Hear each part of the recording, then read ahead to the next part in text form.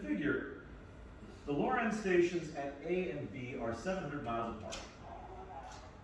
And the ship at P receives station A's signal 2,640 microseconds before it receives the signal from station B. Assuming radio signals travel 908 feet per microsecond, find the difference in the distance from PA to PB and the distance from PA to PB. Oh yeah, oh no, the front's find the difference. So,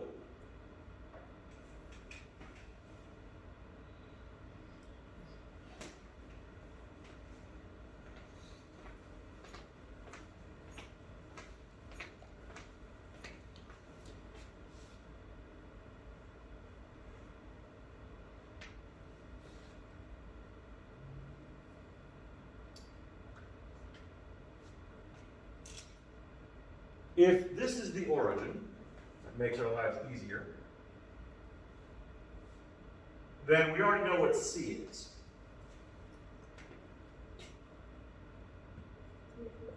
C is 350.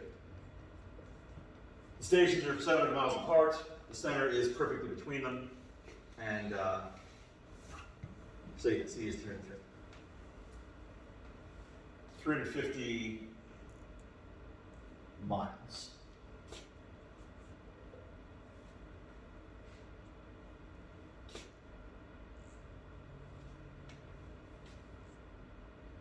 We're looking for the difference in the distances. So we've got this distance here, and this distance here. I may or may not be a right triangle. We don't know the exact position of P. What we do know is that this is a hyperbola. And so being a hyperbola, the difference between those distances is the same, no matter what point anywhere along either arc I was describing. So, yeah, the distance is 350. I better confirm that.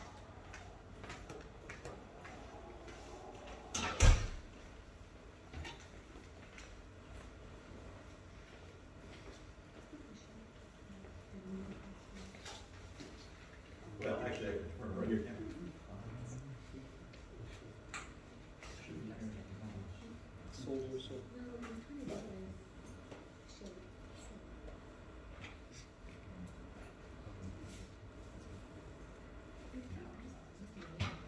So,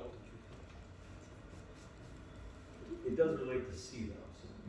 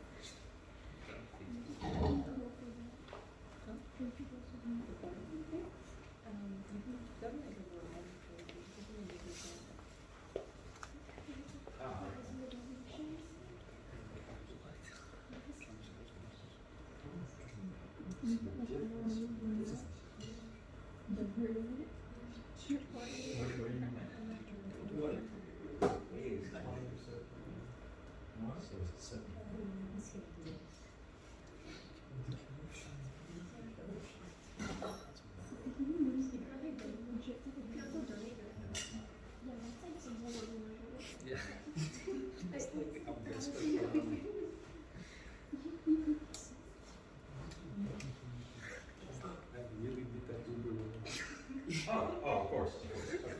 So, we know that the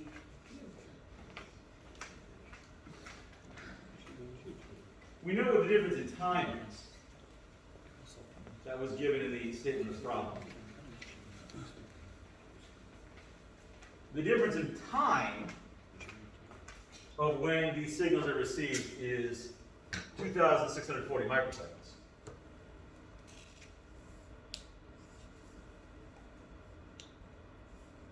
Which seems like a lot for 2 points that are both on Earth. But.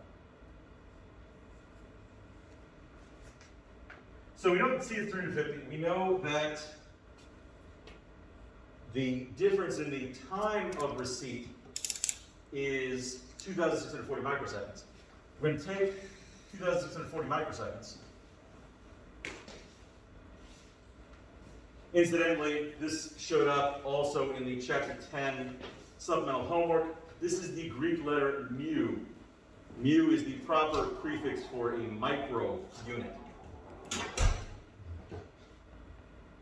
Sometimes they use MC instead for micro, but mu is the proper one.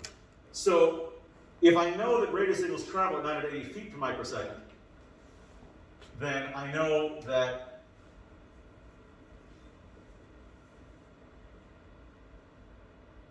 I'm going to multiply that by the 2,640 microseconds to find out how many feet apart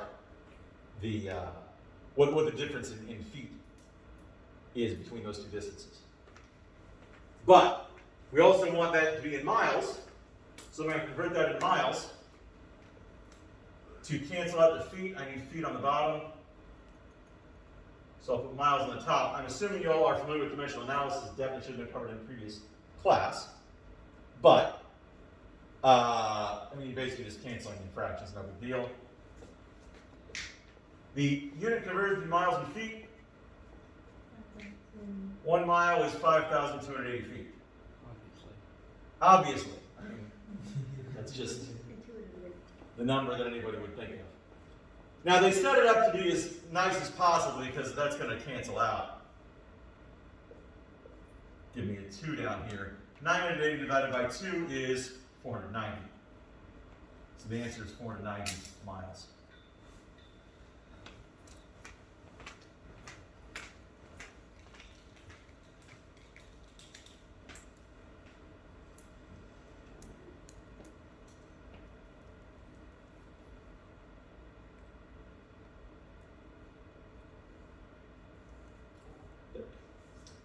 Now, the next thing we want is the equation for the branch of the hyperbola indicated in red in the figure.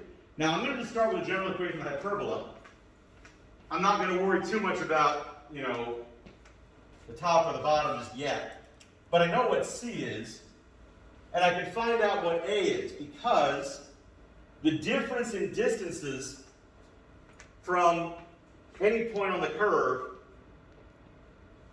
between the two foci is always 2A.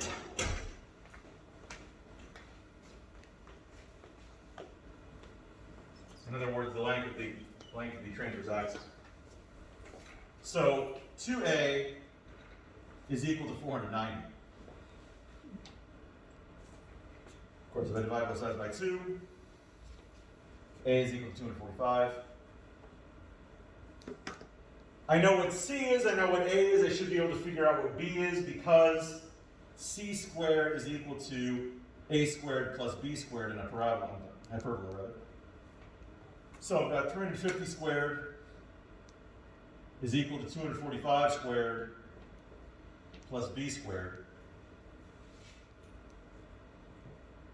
So if I take 350 squared and subtract 245 squared, I get B squared.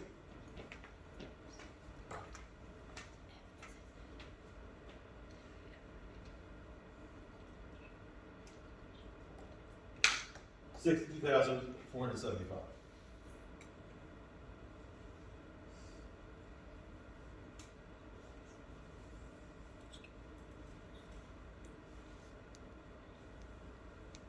Not quite a perfect square. Almost, but not quite. So, if I want to write the equation, it's going to be y squared over the transverse coefficient, 245 squared, minus x squared over the b squared is 62,475 equals 1. Of course, 245 squared we'll figure out.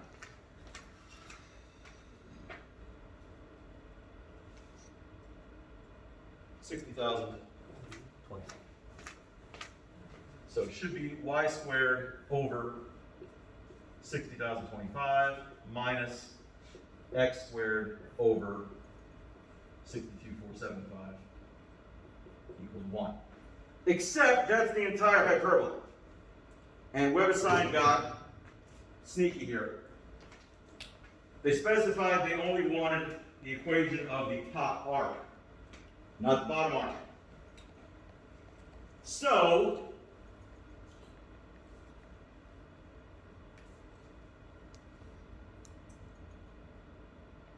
there are a couple ways of specifying that. Let's see what they want. So if I have y squared over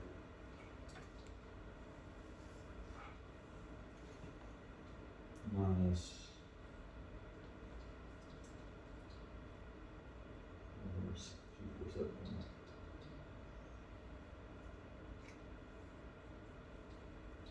Let's just see if that's going to be okay. I'm suspicious. Oh, no, that's fine. Technically, that's both arcs, but that's okay. Specifying only the top arc is going to be a little awkward. Basically, you need to figure out a way for y to be only positive and never negative. So you could do that by solving for y and just throwing away the negative version. But fortunately, it didn't ask us to do that. So if A is due north of B, and if P is due east of A, how far is P from A? Well, I know the coordinates of A. A is at 0, 350.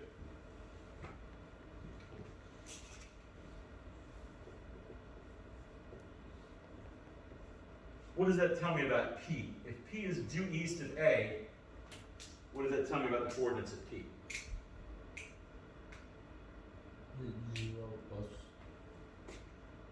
It wouldn't be 0, it'd be 0 plus something, right? But the y value is still going to be 350. If it's directly east, the y value shouldn't be changing. Is it 350 on the 3? Or is that? Is it? Probably not. On the 2? Is it? What is it? 7 on the 3? These don't have to be square. Well, the way I'm thinking of it is, what does due north mean? What does that mean? Due north means straight up. Well, I was asking. Oh, okay. And then P is straight east. That's how we know that it has the same y coordinate yet. So, if I want to find the distance between P and A, I need to find the x coordinate. Oh, that's just a matter of plugging the y value into the equation and solving it out. So I'm going to get 350 squared over 60,025 minus x squared over 62,475 is equal to 1. So it's just a little algebra. Big numbers, so I can keep calculating it. So 350 squared divided by 60025 is 2.04082.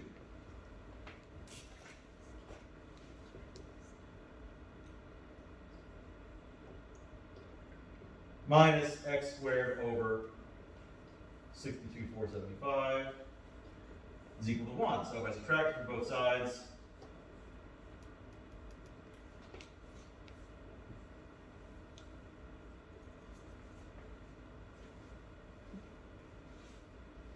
I find that x squared, negative x squared over 62,475 is approximately equal to negative 1.04082. If I multiply both sides by 62,475, Negative 62,475. yeah, we can do it all in one step, that's fine. I'll end up with x squared equaling approximately 65,025. And if I square root both sides of that,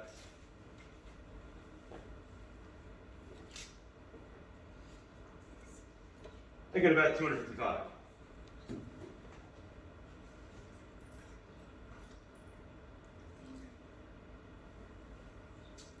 The fact that came out to an integer in my calculations worries me, because it may mean that I have some rounding error going on. But let's see what happens.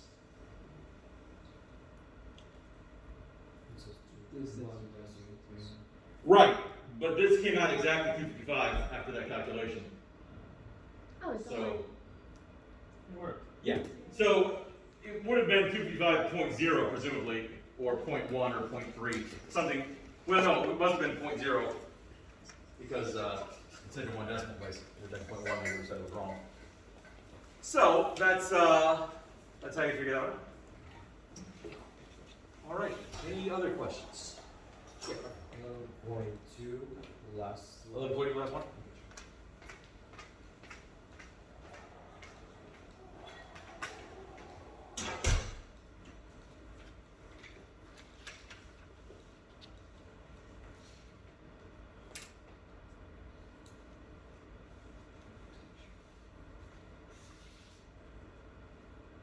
Every time I look at this, that old piano reason the Constantine. Have you ever seen that? What do you want? An extension? They're supposedly making a sequel, but of course, now they're not making anything, so who knows? That's what happens. The studios will budge soon, right? Smile. Remember, these are the same people that literally lit their own content on fire as a way of making money.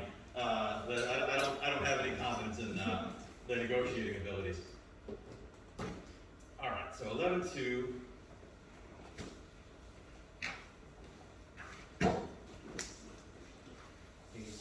Yeah. So a sunburst window above a doorway is constructed in the shape of the top half of an ellipse. We can orient this with the origin at the center of the ellipse just to make things a lot easier, so we'll proceed with that.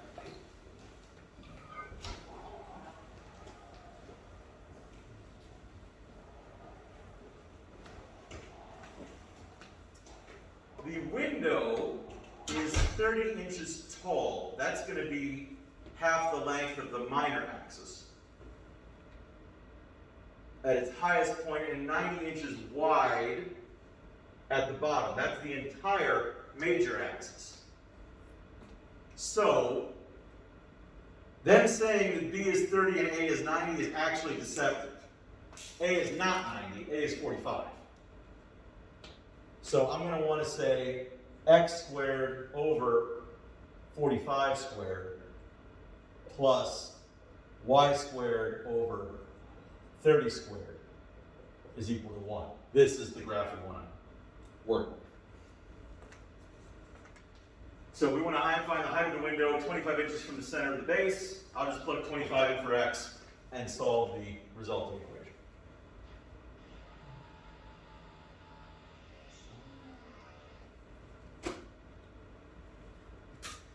Yeah, I mean, it's okay if it's stated that way. I would not have called these A and B because that is deliberately confusing. I might have said that the window is 30 inches tall at its highest point and 90 inches wide at the bottom, and left you to figure out that 90 inches wide is the entire major axis, while B is half of it. But I wouldn't have called them A and B because that just makes things. What's the H and K for? H and K indicate the offset of the center. So if the center is shifted right or left or up or down, in this case we don't need it because we can just say that the center is 0, 0 since we're creating the axis.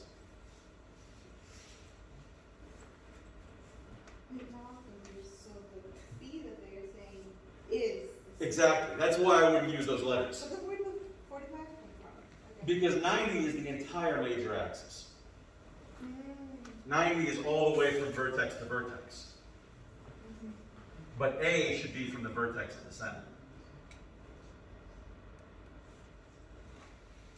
Take care, Professor. See you tomorrow. Or, you Not won't see me tomorrow. Maybe I might. You never know. Nope. Tomorrow is the Lord's Day. You will not see me. That's fair. Take care. Yeah. Well, that's, you know, there's a little offshoot cult called Christianity that says that.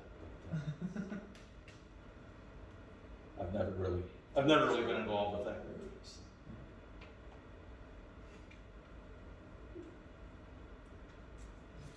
So, other questions about this one? You want to see it worked out, or? No. Good. That's Sure.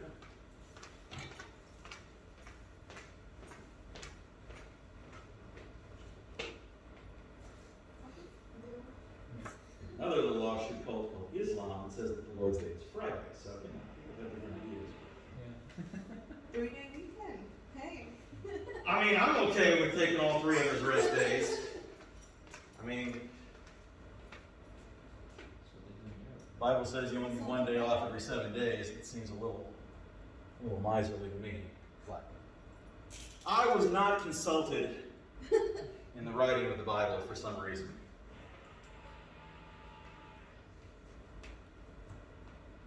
So,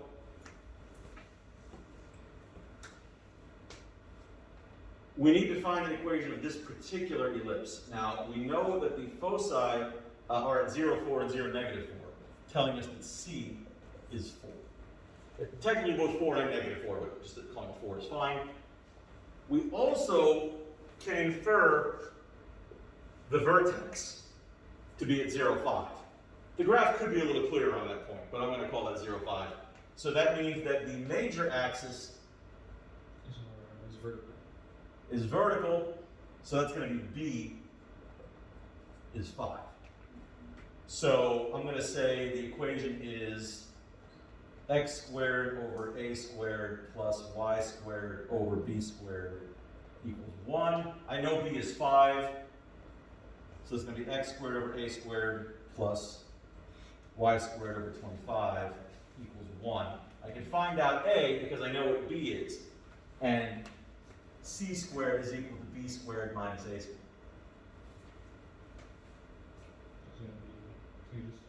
Right. So I've got 4 squared equals 5 squared minus a squared. 16 equals 25 minus a squared. Ultimately a equals 2. So I'm going to have x squared over 9 plus y squared over 25. Couldn't you just add or subtract 1 because the distance is by 1? The fact that they only differ by 1 is coincidental. It has nothing to do with the distance between the focus and the vertex. The numbers 3, 4, and 5 are extremely convenient as a Pythagorean triple, and you see them used a lot, but most numbers don't have that property. So that's a unique to this particular example. It's not something we generalize.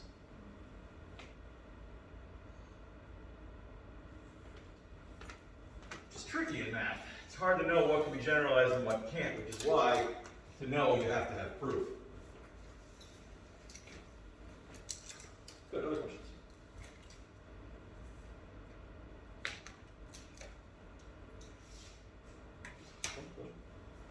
I have some questions about my test after.